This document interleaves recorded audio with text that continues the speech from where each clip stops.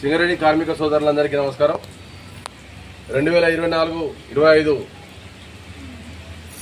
ఆర్థిక సంవత్సరానికి గాను సింగరేణికి వచ్చినటువంటి లాభాలలో 34% వాటా కొరకు దాదాపు గత 20 రోజులుగా సమయానికి అన్నం తినకుండా కూడా చివరి వరకు 34% ఇచ్చేంత వరకు కూడా ప్రభుత్వాన్ని ఒప్పించి మరి చివరకు సాధించినటువంటి మన నాయకుడు జనక్ ప్రసాద్ గారు.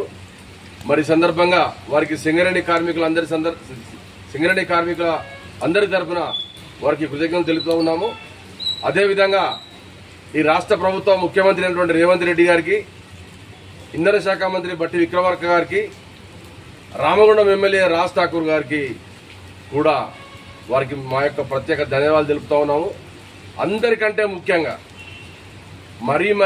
అందరికంటే ముఖ్యంగా గౌరవ ఐటీ పరిశ్రమల శాఖ మంత్రి గౌరవ పెద్దలు శ్రీధర్ బాబు గారికి, వారికి మేము సింగరేణి కార్మికుల అందరం కూడా ఎంతో రుణపడి ఉన్నాం సార్.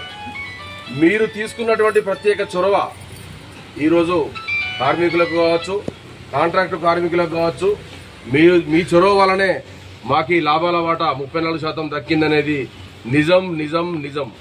అదేవిధంగా కాంట్రాక్టు కార్మికులకు కూడా మీరు ప్రత్యేకమైన చొరవ తీసుకొని 5,500 రూపాయల బోనస్ లాభాల వాటా ఇప్పించినందుకు కార్మికులందరం కూడా మీకు రుణపడి ఉంటామని ఈ సందర్భంగా తెలియజేస్తూ జై ఐఎన్టీసీ, జై జనక్ ప్రసాద్, జై శ్రీధర్ బాబు గారు.